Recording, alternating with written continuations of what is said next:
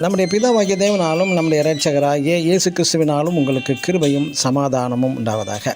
கிறிஸ்துவுக்குள் அன்பான சகோதர சகோதரிகளே, இன்று நாம் தியானத்துக்கு எடுத்துக்கொள்ள இருக்கிறதான வேத வசனம் 119 சங்கீதம் 71 நான் உபத்திரவப்பட்டது எனக்கு நல்லது, ஆமேன்.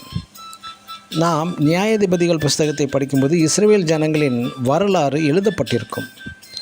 தேவன் இஸ்ரேல் ஜனங்களுக்கு ஆதரவாக இருந்தார் என்றும், ஆனால் இஸ்ரேல் ஜனங்களோ திரும்ப திரும்ப துன்பங்களையும் சோதனைகளையும் வரவழைத்து கொண்டனர். ஏன்?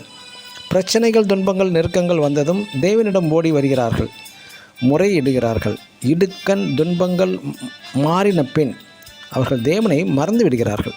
அதேபோல் இன்றும் கிறிஸ்தவர்கள் புறமதத்தவர்களும் கிறிஸ்துவிடம் சென்றால் நிச்சயம் விடுதலை பெறலாம், பில்லி சூனிய கட்டுகள், வியாதிகள் விடுதலை பெறலாம் என்று இயேசுவிடம் வருகிறார்கள்.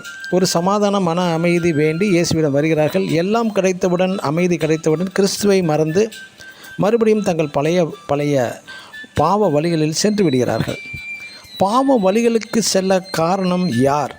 இன்று அநேக சபைகளில் உபவாச ஜபம் என்றும் பிரார்த்தனை செய்வது என்பது பரிசுத்த ஆவி வருகிறது என்று அவர்களை உலர வைத்து ஆட வைத்து கற்றுத்தருகிறார்களே ஒழிய தேவனுடைய வேதத்தில் உள்ள பிரமாணங்களை சரிவர கற்றுத்தராததினால் கிறிஸ்துவை விட்டு பின்மாறி சென்று விடுகிறார்கள் அவர்கள்.